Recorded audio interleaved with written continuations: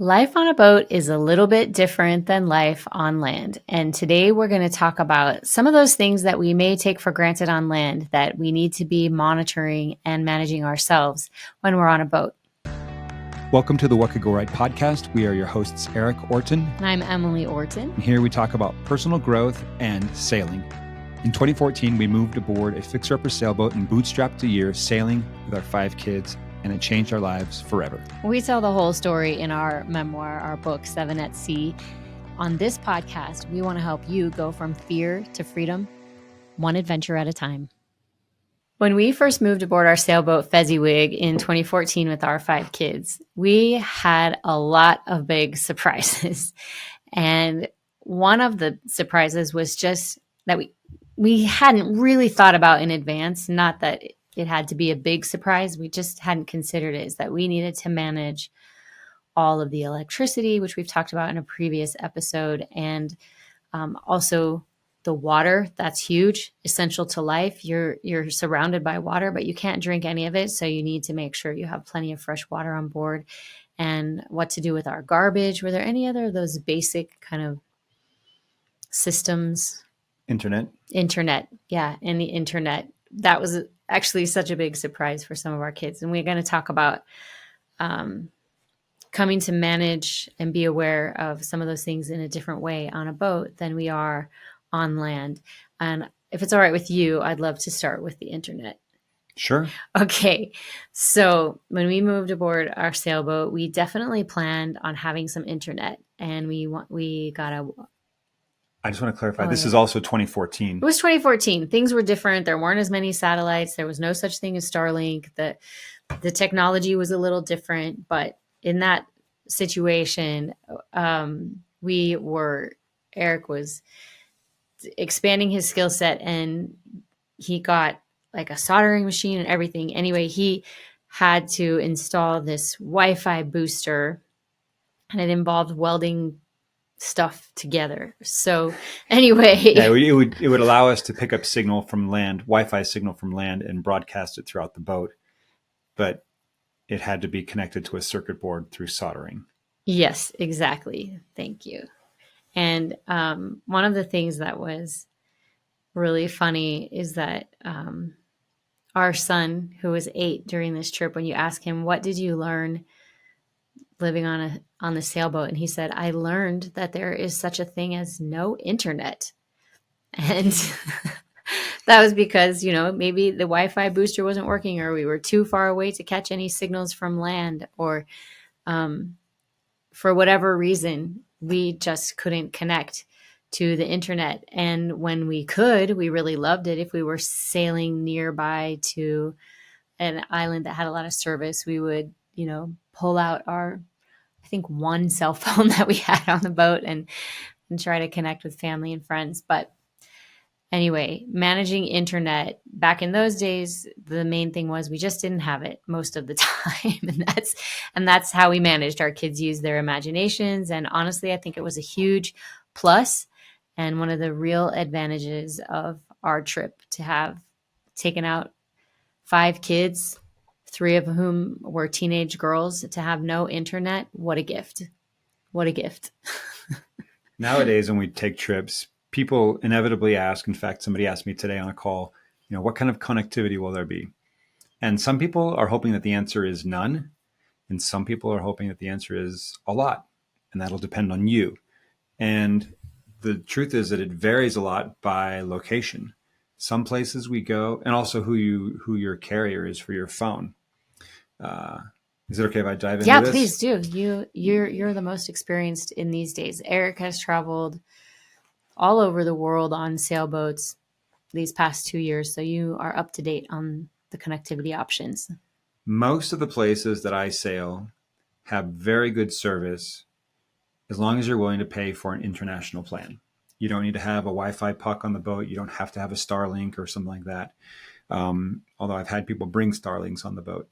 But anywhere from Athens to Italy to Thailand to the Bahamas, if I'm willing to pay for the international package, I can get service almost everywhere I go.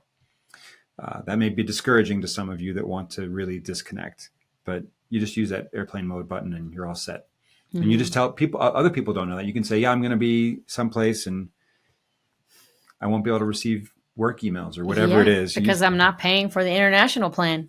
Yeah. There's one place that we go in Mexico where there's just nothing. You can't get it. You can't even make a phone call if you want to.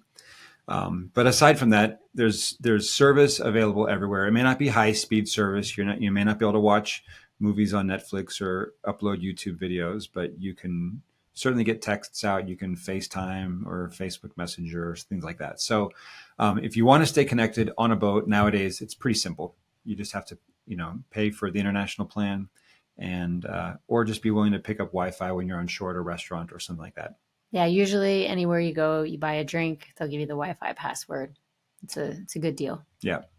So anything else you want to say about Wi-Fi or communication? I think that's pretty good. Although sometimes the base will say, "Yeah, we can get you a hotspot or something for an extra fee." But like you said, majority of the time, most people, the only thing they really want their phone for is taking pictures. Mm-hmm. They want to disconnect Or and keeping unplug. keeping in touch with their kids or loved ones back home. Yeah.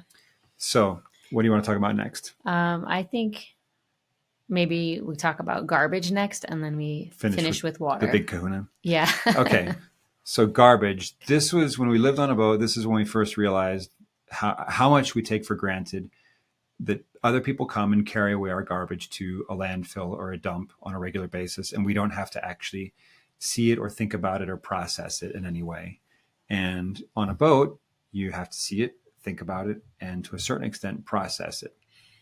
And we still have a garbage bin on the boat. And in some ways, we recycle. A lot of the islands don't recycle, not because they don't want to, but just they don't have the capacity or the systems. Sometimes on a boat, typically we'll have a garbage that's kind of in the kitchen area for all the normal things you'd put garbage into.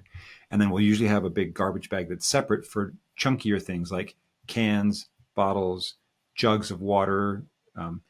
We'll get into water Yeah. afterwards, And but everyone has a garbage can in their in their cabin, bathroom. Yeah. in their bathroom, in their It's, cabin. yeah.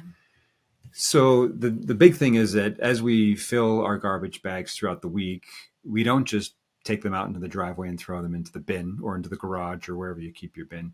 We put it somewhere else on the boat. And fortunately, there are lockers where we can store those and tuck them away so that we don't just have piles of garbage bags around the boat. But if we do stop somewhere and they can take garbage, we will offload it.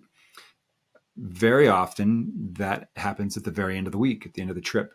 A few times we're able to offload it during the week, but it's not a big deal, and Hmm. everybody rolls with it just fine. But it's just one of those things that we don't think about, that on land somebody just comes and carries it away on a regular basis, whereas on a boat you got to process it. I would say two things that come to mind for that are depending on what you're cooking, you might want to try to get rid of your bags sooner when we have chicken skins or fish or shellfish. Those ones are like, whoa, we don't really want to keep this on the boat too long because we have to live with it. And we're in a warm climate, so you can just imagine what could happen there. And then I think I forgot the second one, but I just remember doing this with the kids, and we just like, okay, now we're going to put garbage bags in the dinghy and we're going to go to shore. And I know the last time we had to do this, you and I were planning to just take the garbage out. And one of our crew who was coming on board to see what it's like to live on a sailboat for a week said, no, you're the captain. I'll take it. I'm on the crew. And that was really, really sweet. I certainly don't mind taking it out, but it's always wonderful to get some help. And it is part of the experience. I know the kids and I used to love doing it. We were recently speak on a couple of cruises the last couple of months, and it was a very different. We went to see a presentation where they showed kind of the behind the scenes of how they run everything on the cruise, and it's like a small city. Certainly, some of the islands we went to, there was a higher population on our boat than on the cruise ship than on the island, and so there's a lot to manage, and they manage all those same systems: electricity, water, garbage, like all of that same stuff. And they have different people hired for, each different element to be the expert. And when you're living on a boat, you're just like this little city of 8 to 14 people. And so you have to be checking in, like, how's our power? How's our water?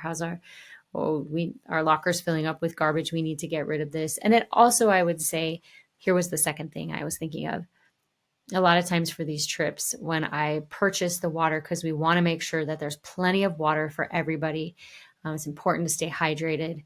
I will typically purchase most of it in gallons, because I know that the islands don't Gallon have jugs. gallon jugs, because the islands don't have the resource to do a lot of recycling. And also, if you just have a ton of those little bottles, they fill up garbage bags really fast. And then that fills up our lockers really fast. And so every part of it, we like to think through, and we just continue refining as we go out more and more with different guests. The only other thing I'll say about garbage, and then I'll be happy to move on to water, is that kind of like on land, if you have a compost pile, you can just throw your food scraps or anything that's organic into your compost pile.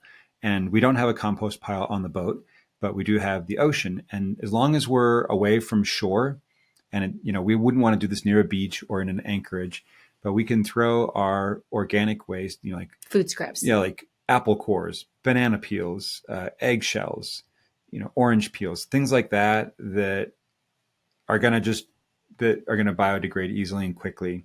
Mm-hmm. All that we can keep a bin of that, and once we're out away from land a mile or two, we just throw it overboard, and we don't have to keep, especially if it's some of that stuff that's going to maybe smell over fish. Time. Mm-hmm. Yeah, we just toss that over the side so that we're not carrying that kind of waste in a plastic bag around with us. We just throw it back into return it to Mother Earth. Speaking of organic waste, we didn't really talk about how we manage the sewage, but it's very much like an RV. And when we're underway and we're away from the beach or the island or the anchorage, there's just a lever we can pull to empty the tanks, and then we close them back up again. And yeah, that's actually a really important part that, once again, we take for granted on land, but we have to manage ourselves when we're on a little sailboat. Yeah. All right, let's move on to water. Oh, I'll just say real quick about waste. Every cabin has its own waste holding tank. Mm-hmm. And so if there's 6 cabins, we have to open 6 holding tanks. Mm-hmm. And anyway, it's a little bit of a... not everybody, but most people have a chance to help at some point. Yeah. So okay, on to water. Speaking of water, when we were living on Fezziwig, like, our understanding was that we knew we needed to have lots of water to drink, because we had 7 of us on the boat, and we were looking at a lot of different projects that we wanted to do. We felt pretty excited about maybe getting some solar panels and things like that. But at the end of the day, looking at our budget, we could only pick one big improvement project, and we chose water, because water would give us the greatest flexibility. If you don't have water, you have to stay very close to land and always be coming back into shore, because you need it to survive. So I felt good about our choice, and I was really proud of Erik, how he installed that water maker himself. But that was, water is essential. So how we manage it is really important. So on our trips, we have boats that have big water tanks. They hold usually a couple 100 gallons of water. And so there's enough, but depending on the number of people on the boat, it's pretty easy to go through it quickly. Mm-hmm. And so there's a couple things that I tell everyone on our trips, which is, one, think about how we use our water, much more so than we're on land. Think about it. And so there's the sailor shower. Many of you are probably familiar with this, where if you're going to take a shower, you will turn the water on, get yourself wet, turn the water off. That's when you use your shampoo and your soap, and you get all sudded up, and then you turn your water on to rinse off. That is a boat shower. And same for shaving too. I remember I would do this, like, soak my legs, get them all soapy, turn the water off, shave, turn the water on, rinse. You never leave the water running unless you're using the water to rinse yourself. Yeah, on a boat, you never leave the water running. And this goes for even if we have a water maker. Just because we can make more doesn't mean that we just use it ad nauseum. When you make the water maker, you have to have the generator running, so then you can't have that peaceful serene feeling. And the water maker doesn't work as nearly as fast as a faucet. You Mm-hmm. might, often, sometimes, not, I won't say often, but sometimes we'll go into a marina and we'll just type at the dock and we'll buy water, because I can get in 20 minutes through a hose what will take 4 hours to make through a water maker. Mm-hmm. Just, and sometimes even it takes even longer with the water maker. So the water maker will make fresh water, but it's a project. And so even though we can make fresh water, we still conserve quite a bit. And I'll say a couple of other things. Showers are one. Mm-hmm. Another big one is washing dishes. Yeah, I want to talk about washing dishes a Take little it away. bit. Take it So, away. well, you might say to someone like, we need to think about conserving water while we're washing the dishes. And so, what I'll sometimes see is, and love that everybody's helping, everybody's so into it and like happy to be part of the process. And it's a great time actually in the kitchen. It's like very congenial and friendly, and everybody kind of talking while they work side by side.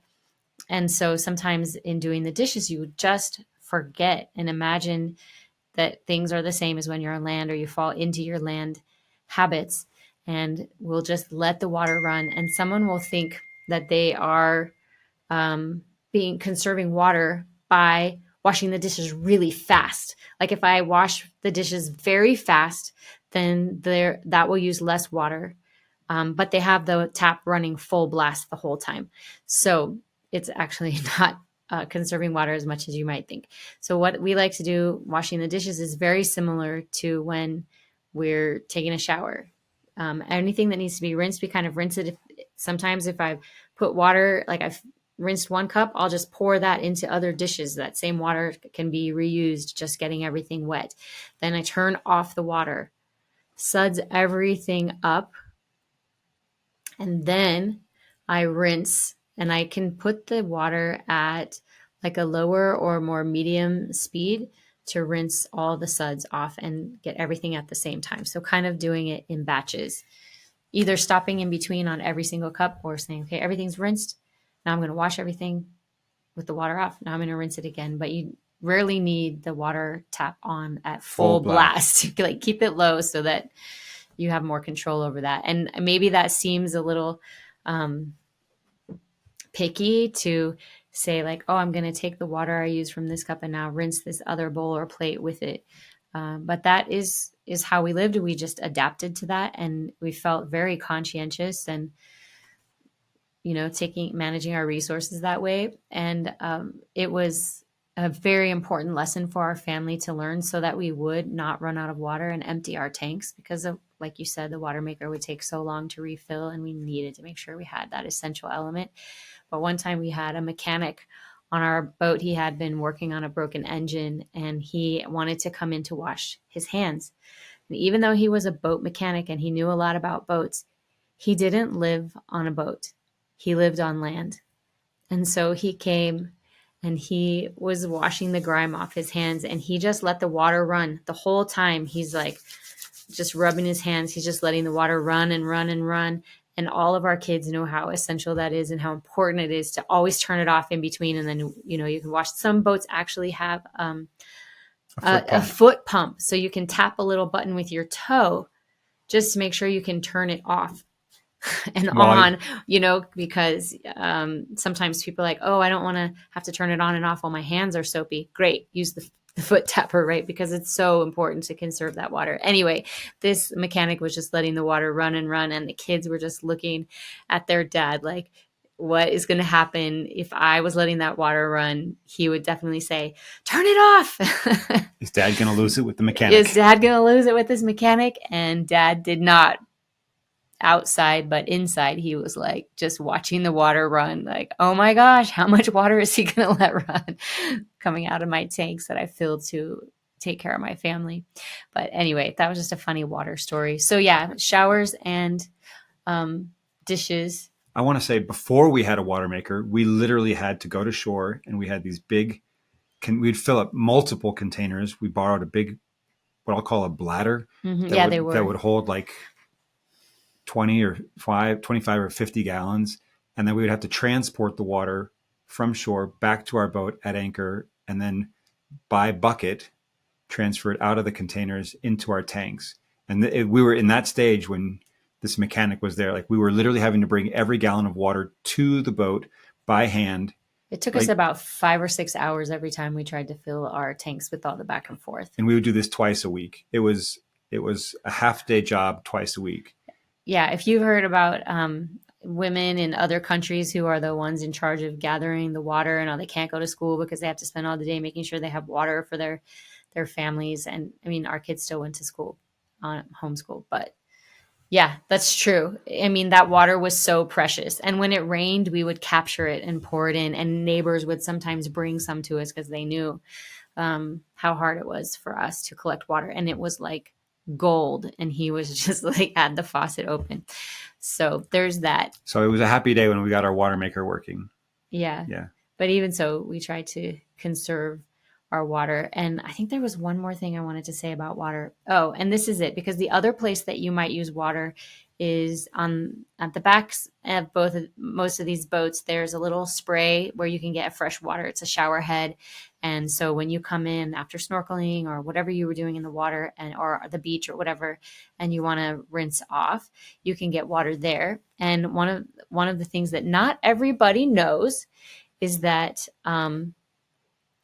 after you've been in the salt water, your clothing or your snorkel gear or whatever that's been in the salt water needs a freshwater rinse. You don't want dried salt water lining your snorkel tubes and your goggles and stuff like that. But in your clothing, if your clothing is in salty water and you hang it to dry, it's never really going to dry. And you can correct me if I'm wrong, but my understanding is we're in these humid environments and salt attracts the moisture. And so when that salt is in your clothes, it's just always just attracting moisture, even just out of the air. And so they never dry. So what I would like to do is like maybe wear those same clothes into my sailor shower or do my shower right on the back of the boat. And then, I can squeeze all that water out, squeeze all the water out and hang them to dry. And they will dry in the breezes, the beautiful breezes. Yeah, I will oftentimes rinse off my snorkel gear or my flippers on the back of the boat. And sometimes I actually will just take a full shower. I keep my swim trunks on, but just shower on the stern. But if I don't, then I will wear whatever I had on in the water. It might be a rash guard or my swim trunks into the shower. And then I'll just have all that piled at my feet while I'm washing my hair and rinsing my body so that the fresh water passes through anything that I was wearing that got salty. And then I wring it out in the sink or in the shower. And then I take it up and I hang it on the lines to dry. And that's one way of just using the same water twice to get done what you need to get done. Yeah. And this might be apropos of nothing, but I'm just reminded of it that when we lived on the sailboat, we did all of our laundry in a bucket and then we would, hang it up to dry.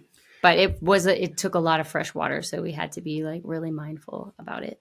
One of the beautiful things about living on a boat, or especially if it's just for a week, is that when you do come home to land, you have a deeper appreciation for the water supply that will turn on in any faucet in your home and the unlimited electricity that is waiting behind every light switch and the high-speed internet that many of us have and the ability to easily and conveniently dispose of our garbage. And so I think it develops a real appreciation for a lot of the systems and infrastructure that we enjoy on a daily basis that oftentimes we take for granted and become invisible because we don't appreciate all the effort that people before us have made to create these systems to make our lives easy and convenient. And it does make life on a boat very deliberate, and there's a lot of satisfaction in creating your own electricity and making your own water and managing all of your own leftover waste, whether that's human waste or garbage or anything of that nature, to just be a steward over that. But anyway, whenever I do come back home to land, I come home even more grateful, which is a great side benefit of going out. Yeah, what could go right? What could go right? Hey guys, it's Erik. Before we sign off, I just want to give you the sailing update. For those of you that are interested in sailing with us sooner rather than later, We do have a couple of last minute spots that have opened up. A couple of people have had to shift around. So we're going to be in the Bahamas, March 31st through April 5th. We have a couple of cabins open. So if that works for you, we're going to sail in and out of Nassau, sailing the beautiful Exuma Islands. If you want to sail with us a little bit further out on the calendar, June 7th through the 14th, we're going to be in Italy. All these next trips are in Europe, in the Mediterranean. Italy, Naples, beautiful spot, June 7th through the 14th. Greece, sailing out of Athens, July 19th through the 26th. Croatia, a town called Split. We're going to discover it together. I haven't been there before. So August 2nd through the 9th. So you can hop on one of our spring trips to the BVI or the Bahamas, or you can join us in Italy, Greece, or Croatia. Just shoot us an email, hello@theawesomefactory.nyc, or ping us on social media, DM us, and we'd love to hear from you and hopefully welcome you aboard.